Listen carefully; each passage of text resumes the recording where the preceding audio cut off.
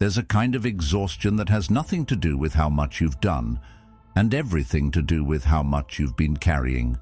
The mental clutter, the emotional noise, the pressure to keep up, say yes, stay connected, stay productive, even when part of you is begging for stillness. It's not just burnout.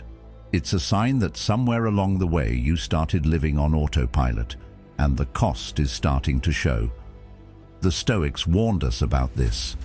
Marcus Aurelius wrote, "If you seek tranquility, do less, or do what's essential, and do it with intention." That's the mindset we're tapping into today. This isn't about more effort. It's about less distraction, about stripping away the habits that quietly sabotage your peace, your focus, your power.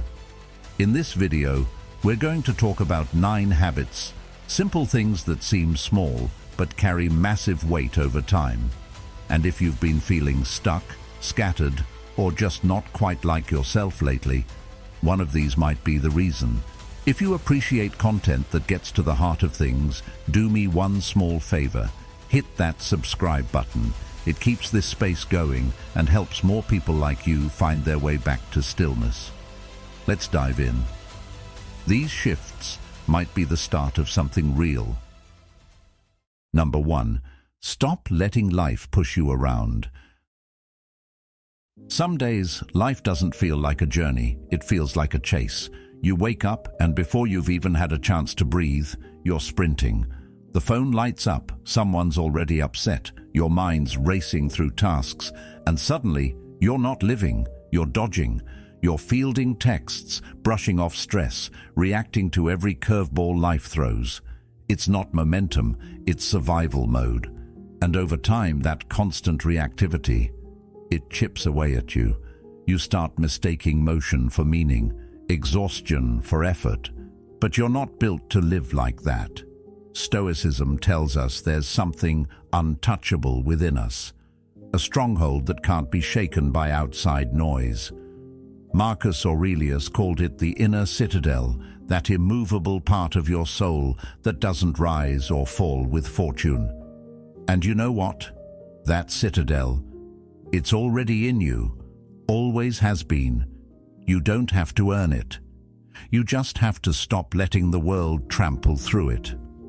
Every time you let a stranger's opinion dictate your mood or your inbox hijack your morning, you're handing over the keys to that sacred space. Why? Socrates once said, "To find yourself, think for yourself." But how can you think for yourself when your attention is constantly hijacked? When your energy is scattered, it's nearly impossible to hear your own thoughts, let alone your deeper instincts. And that's exactly what modern life is designed to do: scatter you. Your attention, your focus, your sense of who's in control. It's like your nervous system is on speed dial for the world's chaos. But here's the radical idea. You don't have to pick up the call. Think of your mind as a still body of water.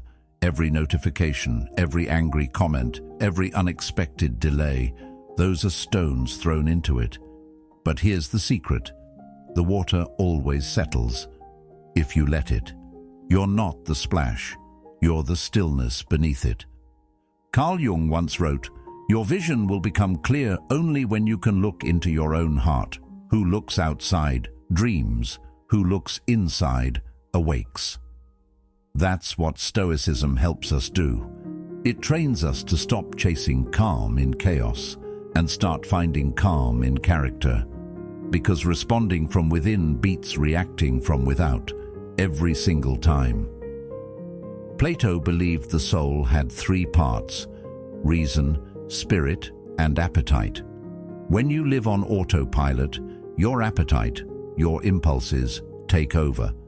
But when you pause, when you breathe before you speak, when you hold back before you fire off that message, that's reason taking the wheel. That's you stepping into alignment with your higher self. Let's be real. Reactivity is easy. It takes no strength to snap back, to panic, to blame. But it takes wisdom to pause, discipline to reflect, power to choose your response. That's what the Stoics were all about. Not suppressing emotion, but mastering it. Not pretending the world doesn't shake you, but refusing to let it break you. Number 2. Stop thinking the worst. It's wild how easily we get caught in the habit of expecting the worst. It sneaks up on us. You start with one bad experience. Maybe someone let you down, or something didn't go the way you planned, and without realizing it, you begin building this quiet belief that life is just one big trap, that people can't be trusted, that success isn't for you, that nothing ever works out. Before you know it, your thoughts aren't just negative, they're default. And that's dangerous, because when your default setting is, "This is probably going to suck," that becomes your reality, not because life got worse, but because your vision did. Marcus Aurelius said, "The soul becomes dyed with the color of its thoughts." And he meant it literally. Think long enough in a dark hue, and your world will start to feel dark, even if the sun is shining. That's how perception works. It's not passive, it's creative. Your thoughts don't just reflect your world, they shape it. Aristotle once taught that we are what we repeatedly do, but I'd argue, we also become what we repeatedly think. You can't expect peace while constantly telling yourself the storm is coming. You can't expect love if you assume betrayal is just around the corner. If you're always preparing for disappointment, you won't have hands free to receive anything else. Let's break the illusion. Thinking negative doesn't make you realistic. It makes you closed. It narrows your possibilities. It blinds you to opportunities, connection, joy. Carl Jung said, "Until you make the unconscious conscious, it will direct your life, and you will call it fate." That inner voice whispering, "They don't really like you," or "This will never work." It's not fate. It's just an old script, and you have the power to edit it. Plato believed that true knowledge begins with recognizing how little we actually know. That includes the assumptions we make about people and about the future. What if they aren't out to get you? What if this time does work out? What if your mind has been lying to you, not to hurt you, but to protect you from a past that's already over? We forget this. Our brain's number one job isn't truth. It's survival. It's scanning for threats. That's helpful when you're in danger, but crippling when you're trying to grow. Stoicism teaches us to step back from those emotional reactions and ask, is this thought useful? Is it true? Or is it just noise? Number 3, stop wasting time. There's this strange comfort in delay. We convince ourselves that tomorrow is where the magic will happen. Tomorrow we'll wake up early. Tomorrow we'll start the diet. Tomorrow we'll have a tough conversation, chase the dream, break the pattern. Tomorrow becomes the storage closet where we dump all our unfinished intentions, and then we wonder why it starts to feel so crowded inside. But here's the part we don't like to face. Tomorrow doesn't exist. It's just an idea. A soft cushion we use to pad the hard truth that we're scared to start today. Marcus Aurelius, writing nearly 2,000 years ago, nailed it when he said, "You could be good today, but instead you choose tomorrow." That line hits, doesn't it? Because we know it's true. Deep down, we know we could take the first step right now, but instead we scroll, we postpone, we talk ourselves out of it, and then we wonder why nothing changes. Carl Jung once said, "Procrastination is the thief of time. But more than that, it's the thief of identity." Every time you delay what matters, you're reinforcing a version of yourself that plays small, that avoids discomfort, that trades long-term gain for short-term ease. And the cost isn't just wasted time, it's wasted potential, wasted courage, wasted life. Stoicism is brutally honest about this. Time, they remind us, is not something we own, it's on loan. Epictetus put it plainly, While you delay, life speeds on. That's the hard truth the Stoics accepted, that every moment you're given is a moment you'll never get back. Not in some morbid way, but in a motivational way. Knowing that time is slipping by makes now feel sacred. It's a fire under your feet, not a shadow on your back. Now think about this. If you carried a backpack full of golden hours, literal, shining hours of your life, and every day someone reached in and took a few handfuls without asking, how long would it take before you clutched that bag a little tighter? How long before you stopped handing it out so carelessly? That's what's happening every day. The only difference is the thief is invisible. It's distraction. It's doubt. It's delay. Socrates said, "Beware the barrenness of a busy life." Because we often think we're moving, we fill our days with errands and updates and endless plans, but we're not actually progressing. There's a difference between motion and meaning, between busy and becoming. And that's the wake-up call. You don't need more time, you need more decisions. One clean, committed choice to act today. Not perfectly, not dramatically, just honestly. Just one thing you've been putting off, do it. Email the person, open the book, apply for the thing, clean the room. Doesn't matter what it is, only that it's been lingering. Plato believed that discipline was the bridge between desire and fulfillment. Your future self isn't built on what you dream about. It's built on what you start, what you stick with, and what you finish. Number 4. Clarity begins with a choice. There's this quiet kind of exhaustion that comes not from doing too much, but from not deciding what to do at all. You sit with a choice for days, weeks, sometimes months. You overthink it, revisit it, ask everyone what they think, weigh the pros and cons so many times the paper tears, and in the meantime, nothing moves. You stay stuck. Because here's the trap no one talks about. Waiting feels safe. But really, it's where dreams go to die. Slowly, silently. The Stoics were crystal clear about this. Seneca said, "It is not that we have a short time to live, but that we waste a lot of it." And indecision is one of the biggest time thieves out there. It feels like you're buying time, but you're really just burning it. Every "I'll decide later" pushes the future you want further out of reach. Not because you're not capable, but because you didn't choose a direction. Aristotle once said that choice, not chance, determines your destiny. He knew that action is what makes potential real. Thinking is useful, planning is great. But at some point, you've got to pick a lane. The longer you linger at the crossroads, the harder it gets to move at all. And that hesitation? It turns into regret faster than you'd believe. Let me ask you, how many times have you told yourself you'd decide soon, only to watch the opportunity fade away? Maybe it was a job offer, maybe a relationship, maybe just speaking up for yourself. And you know what's worse than a wrong decision? No decision. Because at least with action, you learn, you grow, you move.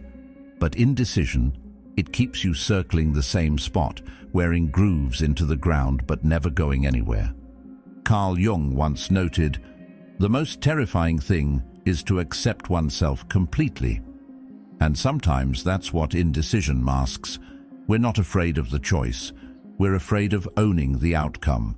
We're afraid of stepping into responsibility, of making the wrong call and having no one to blame but ourselves. But here's the shift. You can handle it, even if it's messy, even if it's uncertain. You're built for forward motion. Number 5. Stop being always available.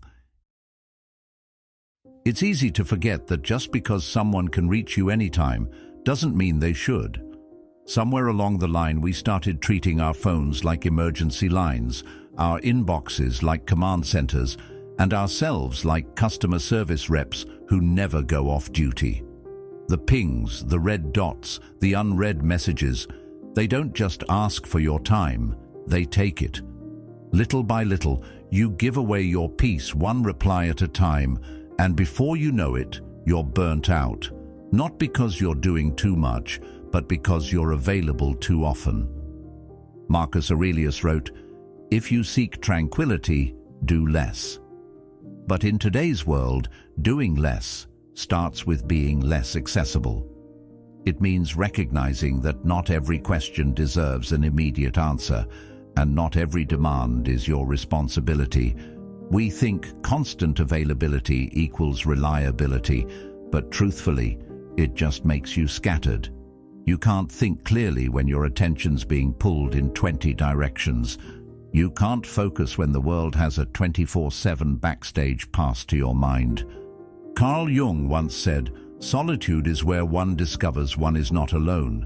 And solitude doesn't mean isolation, it means reclaiming space, protecting your mind from the chaos of constant input, giving your inner voice room to breathe. That voice gets drowned out when you're replying out of guilt or scrolling out of habit. Plato spoke of the soul being pulled in different directions, like a chariot with wild horses. That's what modern life is, everyone pulling at your time, your energy, your attention. But who's holding the reins? If you're not choosing where your focus goes, someone else is choosing for you. The Stoics understood this deeply. Epictetus said, "We should discipline ourselves in small things, and from there proceed to greater." So start small. Say no to one thing, mute one thread, block the noise that doesn't serve you. You're not Google. You're not on call for the entire internet. You're a human being with a finite amount of focus and a life that deserves your full presence. Number 6. Stop hustling for the wrong things. You to slow down, not to stop, but to think, to act with wisdom, to move with clarity, because life isn't about how fast you can go, it's about whether you're going in the right direction. Number 7. Release what doesn't serve you. There's a strange thing we do as humans. We hold on to pain like it's proof that we were wronged, proof that it mattered, proof that we're still here. And sometimes that pain takes the shape of a grudge, a quiet, bitter little flame we keep burning inside, thinking it gives us strength. But the truth, it doesn't give us power, it drains it. Marcus Aurelius once wrote, "The best revenge is to be unlike him who performed the injustice." In other words, don't carry their behavior in your body. Don't let what someone else did turn into something you keep doing to yourself, because that's what grudges become, self-inflicted wounds, over and over again. Aristotle taught that anger is easy, but holding it the right way, for the right reason, at the right time, that's hard. And most of us aren't even doing that. We're just stockpiling it. Bitterness becomes our armor. Resentment becomes our identity. We start defining ourselves not by who we are, but by what hurt us. And that's a dangerous way to live. Carl Jung put it simply, "What you resist persists." The more we push that anger down, the more it owns us. The more we replay the moment, the more it grows roots. Forgiveness isn't about saying it was okay. It's about saying, "I'm done letting this follow me everywhere I go." And think about this. The person who hurt you might not even remember what they did. They've moved on. They're living their life. Meanwhile, you're dragging around their mistake like it's a bag of bricks with their name stitched on the side. You carry it into conversations, into your sleep, into new relationships, and every time it slows you down. The Stoics would call this wasted energy. Seneca said, "Anger, if not restrained, is frequently more hurtful to us than the injury that provokes it." He understood that resentment doesn't just stay in your mind. It settles in your body, in your breath, in the way you speak and show up in the world. Let it go. Free that space in your soul. Make room for something better. Peace isn't found in holding on. it's in learning to release, and you're strong enough to do it. Number 8. Stop being emotionally hijacked. There's a kind of war going on around us, not with weapons, but with attention. Your mind is the battlefield, and every headline, every notification, every snarky post is trying to win a piece of it. And if you're not careful, you give it away. Not just your time, but your peace, your clarity, your ability to think and feel for yourself. 1 minute you're calm, sipping your coffee. The next, you've scrolled through 5 angry tweets, read 2 sensational headlines, and now you're wound up about things you can't control, involving people you don't even know. That's not just distraction, that's manipulation. And what's worse, sometimes it comes from people close to you, friends, family, voices that don't lift you up but pull you down, stir the drama, feed the fire. The Stoics had a word for this: apatheia. Not to be confused with apathy. It's not about not caring. It's about not being controlled by every emotional storm. It's the ability to stay steady in chaos, anchored in your values, not someone else's noise. Marcus Aurelius reminded himself daily, you have power over your mind, not outside events. Realize this, and you will find strength.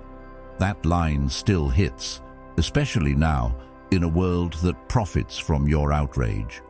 Socrates, too, warned against being swayed by public opinion. He believed in living a life guided by inner wisdom, not external noise. Yet today, that noise is louder than ever.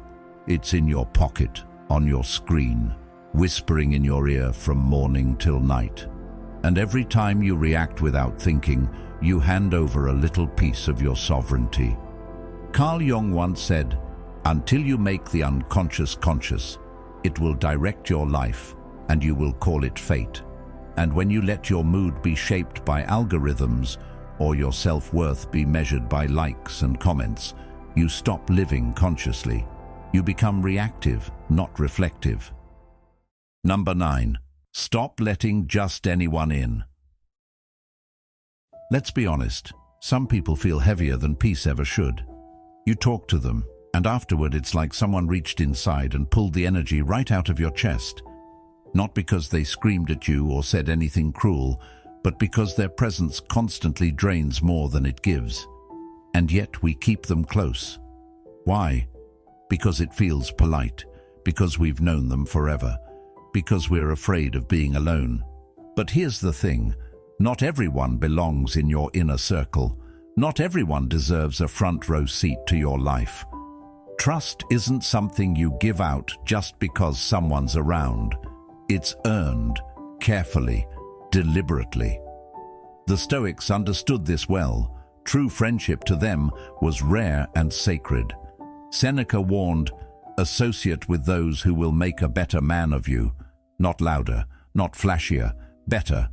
Carl Jung took it even deeper when he said, "The meeting of 2 personalities is like the contact of 2 chemical substances. If there is any reaction, both are transformed." The question is, what are you being transformed into? Are your interactions shaping you into a more grounded, calm, focused version of yourself? Or are you walking away anxious, irritated, unsure? Plato taught that the soul is influenced by the company it keeps. And he wasn't just talking about character, he was talking about energy. The emotional environment around you matters.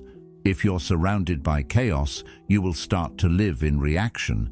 If you're constantly justifying your choices or shrinking yourself to fit someone else's expectations, your spirit will quietly wear down. That's why protecting your energy isn't selfish, it's wise. You wouldn't leave your front door wide open all night, would you? Then why leave the doors of your mind and heart open to anyone with a clever line or a charming smile? Socrates believed the unexamined life wasn't worth living, and that includes your relationships. Who are you spending your time with? Who gets your deepest thoughts, your vulnerabilities, your dreams? Are they worthy of that trust? Or have they just been grandfathered in?